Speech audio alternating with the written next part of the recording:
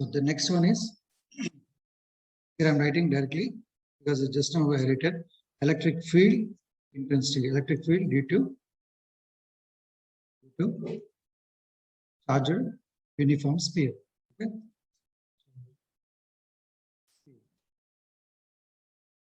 So this is the heading I kept. In bracket, I asked you to put uniformly.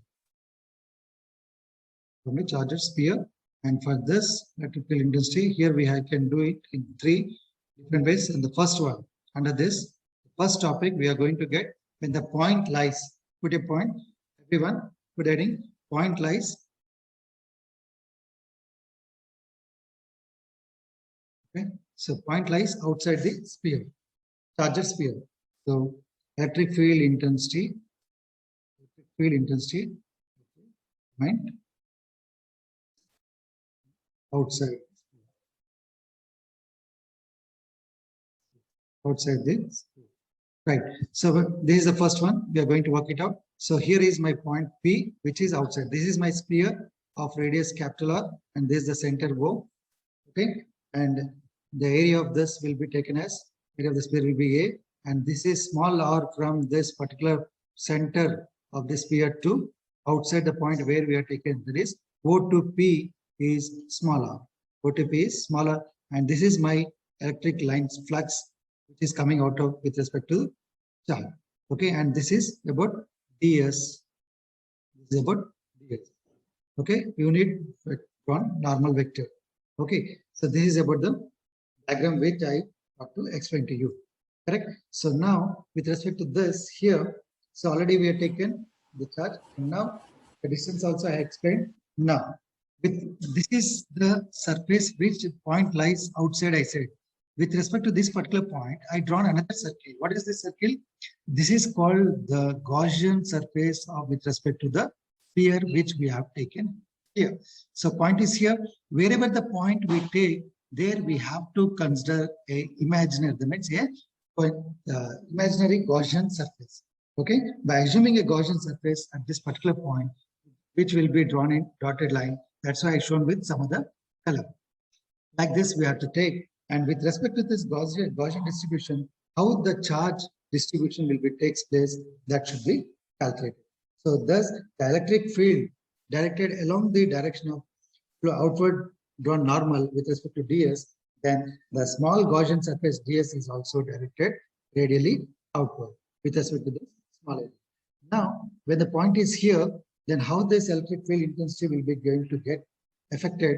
So for small Gaussian surface with respect to this small area element, we have to write that as with the help of Gauss law, we can write this as E dot ds should be equal to E dot ds cos theta. E dot ds cos theta. Okay, where and this should be, we can write directly as how, because here the angle between E and ds, the angle between E and ds is how much? Is equal to 0. Angle between these two is 0. Then after substituting this, then we can get directly E dot ds. We get directly E dot ds because cos 0 is equal to 1. So if you substitute this, then it should be E dot ds. But what is the meaning of this E dot ds? This is called the total electric flux. This. So here, the total flux, when you want going to find this with respect to the small area, then I would like to find for the total. Then what I have to write? Then we have to write for the whole closed Gaussian surface.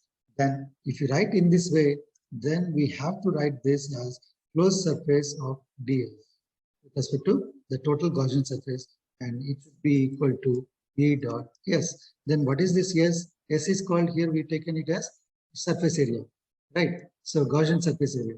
So what is the Gaussian surface area of this one is sphere. So what is the surface area of the sphere? 4 pi r square.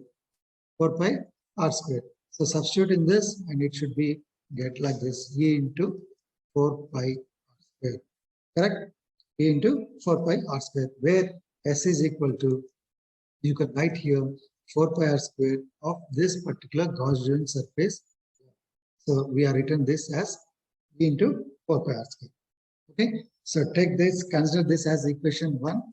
Okay. So now we got flux with respect to this closed surface. Now, so what we can do the next, anybody can guess? And from the statement of Gaussian theorem, from the statement of, since from Gauss law, I'm writing GL, Gauss law, we know that close pi should be equal to closed integral E dot ds is equal to Q by 4 pi, sorry, Q by F naught.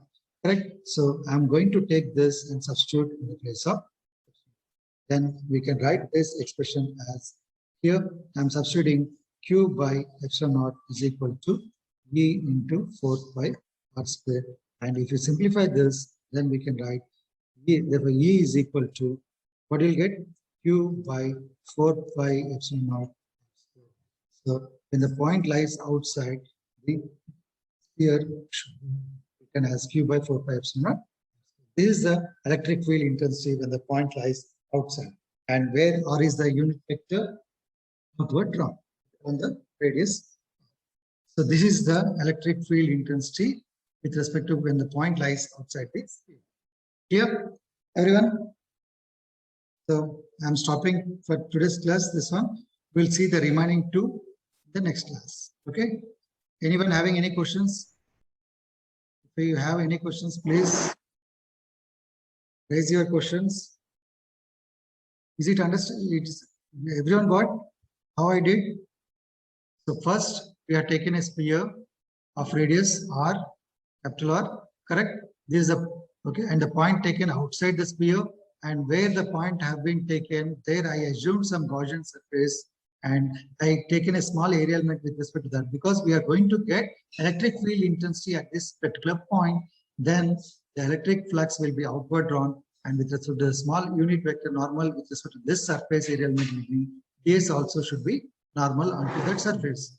Then we have to write that as, from this figure, from this Gaussian surface, we have written that as, at electric field at a point, we have written as E dot ds is equal to E ds cos theta, where theta is 0, angle between these two is equal to 0, and then pi E is equal to closed integral E dot ds, and E integral of ds is equal to S is surface area of the Gaussian surface. Then after substituting, but we know pi E is equal to E dot ds is equal to Q by, but we have substituted and we got the E value. That means in this, that's why I said Gaussian, by using Gauss law, it is very easy. all the derivations will be getting in 2 to 3 steps only. So like this, we have to work out.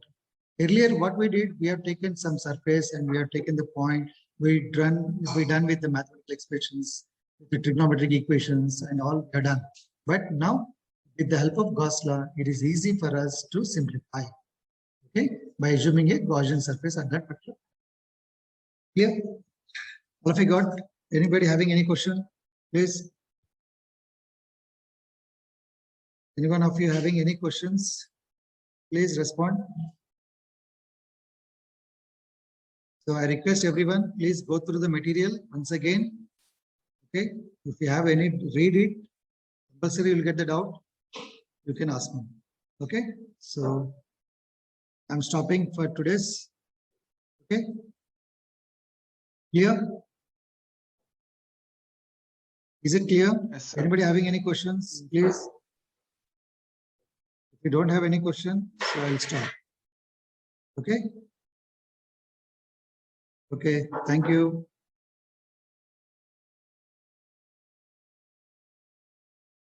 Guys, you can ask. If you don't understand also, you can say either in, if you are clear, you can also say in chat box also. Yeah, I got one response. Okay, it's okay, no problem. Yeah, thank you then. Okay, thank you all of you. Take care. I'm stopping. I'm winding up this meeting. Okay. Thank you.